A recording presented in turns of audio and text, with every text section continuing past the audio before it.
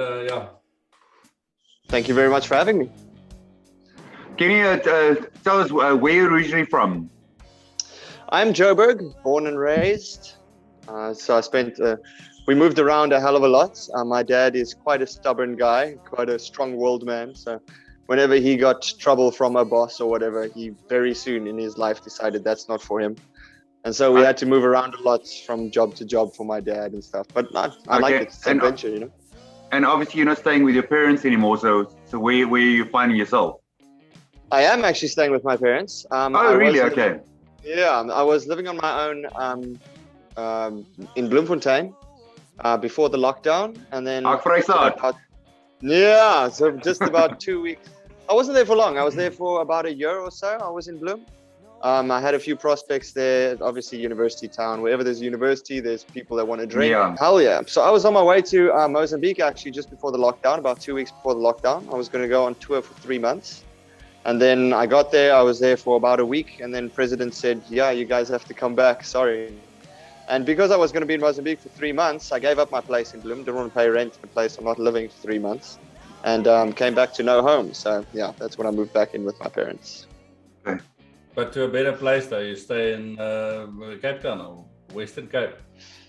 Yeah, so, you know, blessing in disguise. The whole lockdown for me was a blessing in disguise. I mean, yeah, you know, a lot of people can tell you a lot of stories about the lockdown, but it gave me an opportunity to reflect on my music and gave me the opportunity to write some new stuff. So, I mean, I can't complain too much about it. Did you do any of these online performances or anything like that sort of... You know, I jumped on the train.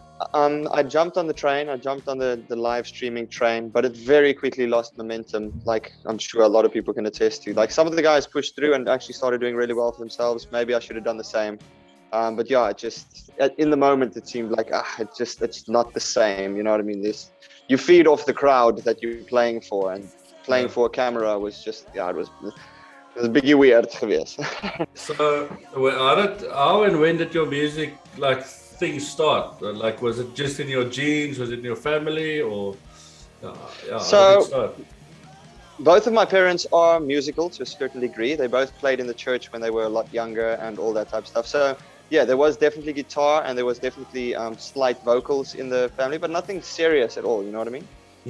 But where my parents realized that I'm probably going to be a musician was my dad and my uncle were watching a live concert of DVD of Dire Straits. And when the Sultans of Swing started playing on this DVD, I ran to my bedroom. I was probably 7 or 8 years old. And I got my toy guitar and I started playing along. And my dad looked at me and he looked at my mom. He's like, yeah, okay, probably. Let's see. Cool song to start off with. Yeah, the best, man. To date, it's in my top 3 favorite songs. For sure. So who would you say is your biggest influences internationally and locally? Internationally, biggest ones I'd say are definitely Mark Knopfler from Dire Straits and definitely Jimi Hendrix.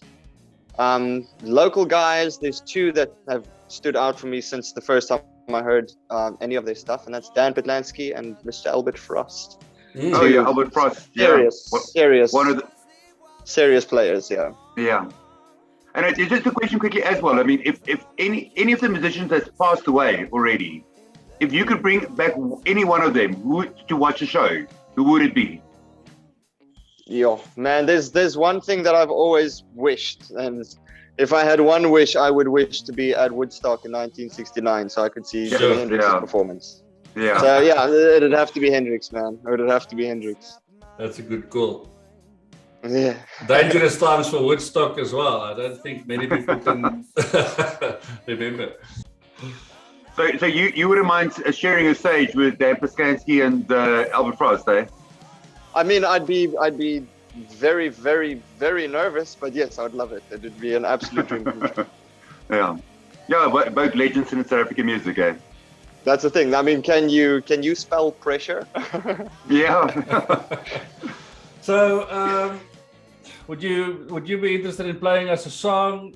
Maybe give us a bit of background about the song. Tell a story about it, and then just a small part, so people can get a bit of a taste 100%. Of it. So yeah, Let me jam you guys a song. So this song, I wrote it quite a few years ago. I wrote it for an ex-girlfriend. She wasn't my ex at the time. She was to be my girlfriend, and so she's quite beautiful. And I figured like I'm gonna have to do something special to get her attention. So I might as well do what I do best and write her a song. Right? It's called "All Over Me." It goes like this.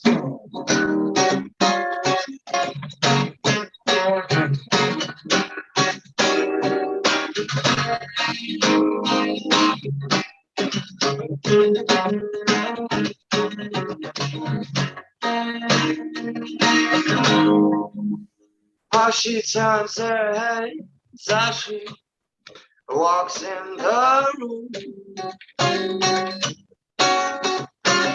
filled with a sense of expensive perfume. And she walks past me with a smile on her face, and her perfect lips with every day. Cause you look like an angel, but you dance like the devil over me. And you walk like a saint, but the sinner's all I see.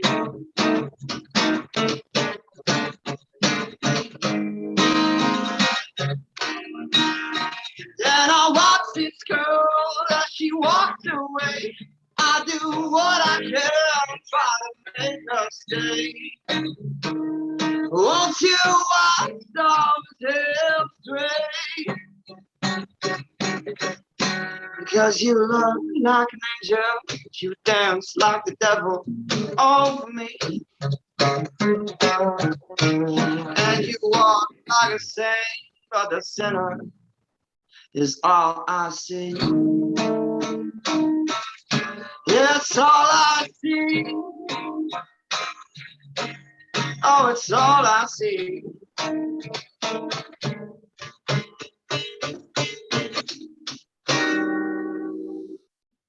Cool stuff, man. Awesome voice. Cool, man. Like everybody talks about your guitar, but that voice is also very good balance, man. It's flipping awesome. Yeah, you're gonna make me blush, man. You're gonna make me blush. Yeah, it's an awesome tone, eh? Yeah. Thank you so much, man. Thank you, guys. Tell me, we spoke about COVID a bit earlier, but like, what did COVID bring anything for you? Like time to, did you write more songs, or did you take a break, or anything like that? Actually, it's a bit of a personal side of things, which I haven't shared with too many people. But I was always, like, my whole life, I refused to exercise, and I was very lazy and all that type of stuff. So one thing that lockdown actually did for me was it made me change my lifestyle. It made me actually focus on my diet. I started working out daily, and I mean that just got my mental and my physical game. It just, oh man, I'm in a much better space. I was actually thinking about it this morning. And yeah, in terms of writing, I mean, I had less pressure to book shows, and I had less pressure to be on tour constantly, to keep making money to survive. And I had, thank God for my parents. I mean, it's massive blessing in my life. So yeah, I could actually just take a step back and get back to actually writing what I want to be writing, instead of playing the same old covers in the same old bars that people want to hear just to, you know, make ends meet. So no, like I said, I really can't complain. And in a way, I'm actually kind of grateful for the lockdown, as selfish as that sounds. But it has opened up a lot of doors for me personally. But then the touring that you talk about, like, how often are you on the road? How does it look when things are buzzing and? Oh my goodness! Well, daily. As often as show daily? As often. Well, I mean, I was, before the lockdown, like when life was normal, I averaged 3 to 4 shows a week. So it was really busy. Yeah. And if it wasn't in Bloemfontein, I mean, I couldn't play Bloemfontein for longer than a month before I got hot for love it. You know what I mean? Yeah. So if it wasn't Bloemfontein, it was somewhere else. It was Joburg or Pretoria, or I was touring down to Cape Town, or I was in Scottsboro or Amanzimtoti or whatever. Or my favorite was Mozambique. I loved spending a lot of time in Mozambique, specifically Ponta de Oro. with a tourist vibe, and made a lot of cool friends there and stuff. So no, I was on tour a lot, man. Like a lot.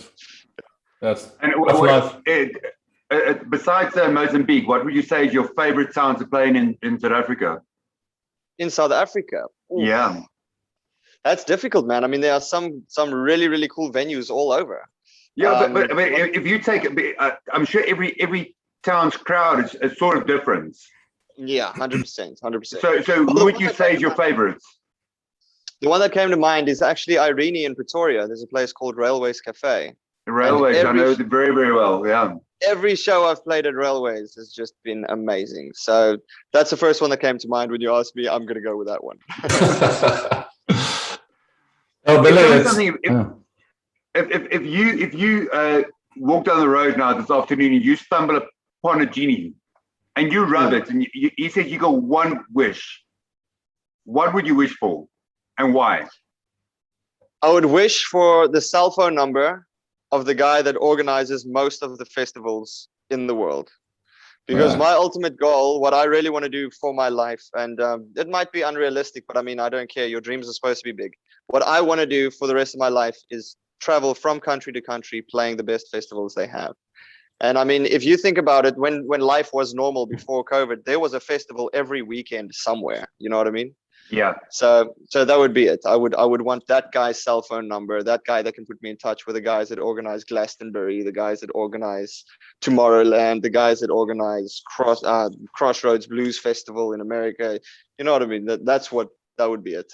Okay, so just a question: would you rather wish for the telephone number, or would you rather wish that you get booked for every concert? Fair enough. I might as well just have done that. Considering I'm wishing for something. Yeah, of course. Thank you for making me feel bad about my own damn wish. For me, the last question, just any current projects or albums, collaborations, something that you're working on and sort of short-term future plans? Yeah, man. So I'm going to be releasing another single pretty soon. It isn't anything official yet. There's no official release date yet, but it's going to be sometime in September. Okay. It's also a really cool tune. It's called She Knows. So that's out there now. And in terms of collaborations, I'm actually in touch with a local band in Joburg called Walking Down Essex. Very cool funk blues type band. Okay. And we're actually trying to organize a few shows in Joburg as well in the near future. They'll probably be around November side, October or November or so. And man. Yeah, for Snyman, who I recorded with, who I recorded 1920 as well as Run Along. Also, She Knows, he recorded that for me as well. I'm definitely looking forward to recording at least another 2 singles with him this year. And so there's a few things in the pipeline. As soon as we get this herd immunity thing down, then hopefully we can start booking in actual solid tours again, and some big shows. Yeah. But I must say, Run Along is awesome. It showcases your talent. We can't wait to hear more, man. It's fantastic. You, yeah. Awesome. Just a couple of things about how would you like to see maybe the South African music scene change, or for me, just not to answer your question, but I can see there's a bit of an alternative sort of move, but it's as if the South African music scene is not up for the alternative move necessarily. But what would you want to see change? I would change our support. I mean, you look at a place like America, they've got great support for their music. You look at a place like Europe, the entire Europe has got great support for their music. I'd like to see that here. I'd like to see the blues scene, especially, just grow a little bit more, man. I believe we could be doing we could really be supporting our acts a lot more than we currently are. Agreed. And if you could give advice for aspiring musicians, youngsters, maybe people want to get to where you are, traveling and playing. It's if I can do it, you can do it. 100%. You might not sound the way I sound, but then that's the idea. You know what I mean? So just pick up your damn instrument, keep playing it, keep writing. You got to keep writing, write your own stuff. It really is worth it. And just call the people up and book the shows. It's as simple as telling them, this is who I am. Can I send you my stuff? Here you go. They're either going to like you or they're not. You know what I mean? If you don't pick up the phone and call, it's already a no. So You just have Yeah, to dude, try. just hustle. Yeah. Just hustle. Just hustle. It's exactly what you said, and getting the guy that books that shows, getting his number and phoning him the whole time and make sure he books you. Yeah. Exactly, man. Or finding a genie and then Yeah, exactly. Not a bad way to go either. Yeah. So this is where the interview may go a bit down the rails. Let's see. So just don't think and just answer, okay? All right, rapid fire. Let's try. So, have you ever or when last did you have some panties or bras thrown at you, and do you still keep that memorabilia? I have not, unfortunately. I'm hoping for the day that it happens. I mean, you know, you have your fun at shows and stuff, but it hasn't gotten to that level just yet. I think it always sounds fun though until it starts happening. Then you're in trouble. Yeah. Yeah, until you realize these panties aren't clean, yeah. Yeah. Would you rather fight Superman or Batman? Superman. I think it'd be a lot quicker, a lot less painless. a lot more painless, a lot less painful, rather, I should say. Yeah. So we've had one question from one of your fans. The boss, Christo Boss the Beer. Ooh, yeah, my man. Yeah. He wants to know if you think your hair looks better than his. Yes, his beard, 100%. His beard. But better than his beard. Yeah. See, I was gonna say yes, but not better than his beard. So, he wins. And then He wins. Let's see if you can get you a sponsor. What's your favorite shampoo? My favorite shampoo, Tresemme. Okay. I like anyone that shakes the cage. You know what I mean? What you mean is you mean the English shampoo, Theresa May. Yeah, Theresa May. Yeah, let's go for that. The same way I buy all my clothes from MR Prisse, you know. Listen, if you could choose any superpower, which one would it be? Telekinesis. I've given that a lot of thought. Okay. Imagine exactly. sitting dead still in a bar, and everything around you starts moving, and no one knows why. That's good. Come on, that's amazing. That's awesome. Well, you can do that with invincibility as well. You can, but I mean, it's a lot more effort. Yeah. You have to physically get up and move. Yeah. Kenny, this was awesome, man. Great fun.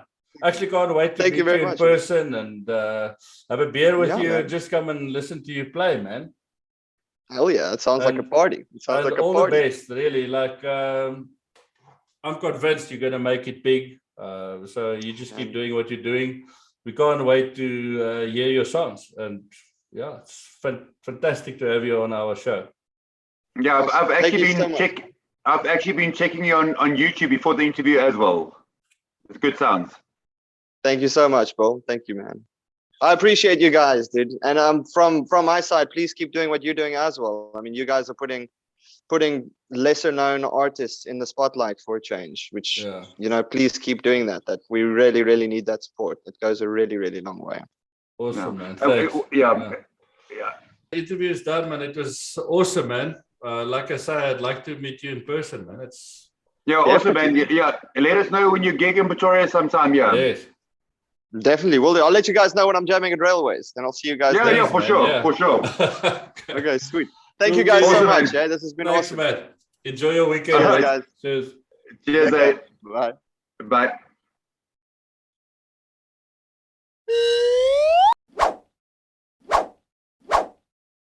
So where Billy comes into the picture is he just recently broke a world record for eating the most Marmite the fastest.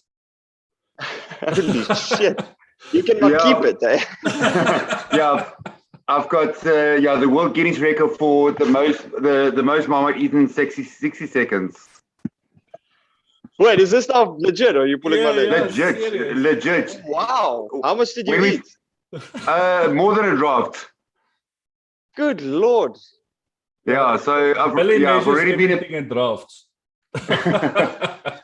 I've actually been approved. I've actually been approved for 2 other records at the moment, so we'll do those soon, eh? Oh, that's amazing, dude. Congrats. Yeah, thanks, man. So Yeah, I'm really, really far from any Guinness record. So that's very impressive to me. Yeah, you'll get there one day. Oh, one day. You're not going to No, I just wanted to say that's one thing with me with the record that I'm going to be doing with the biggest rock band in the world as well.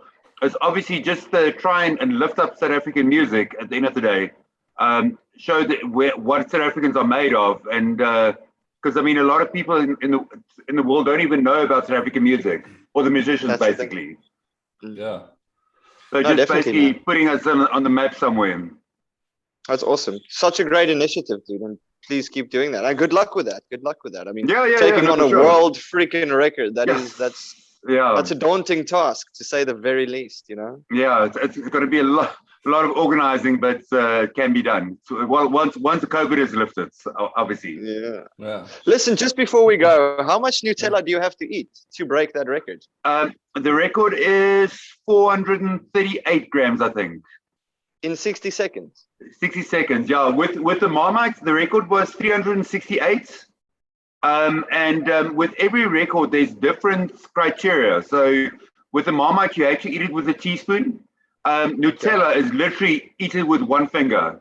What? In 60 seconds? 60 seconds, How the hell are you going to do that? Anyway, well, I'm going to watch. I'm going to be watching. Yeah. Well, luckily with I've got a gift. With meat, if I eat meat, I don't even have to chew it. I can just literally cut it and put it in my mouth and swallow. I've heard like most competitive eaters, you're able to basically open your gullet. That's insane. That is crazy. I drink water too fast. I feel like I'm dying. Yeah, so I'm busy training for. I just want to train first before I apply for it. The fastest time to drink a liter of lemon juice through a straw. Jeez. So I'm currently at 1.5 seconds off the world record. So practice makes perfect. Yeah. Crap, man. Well, good luck, dude. Best of luck. I'm on 14 seconds at the moment for drinking a liter of lemon juice. Yeah. Whew, that's got to be fun. Yeah.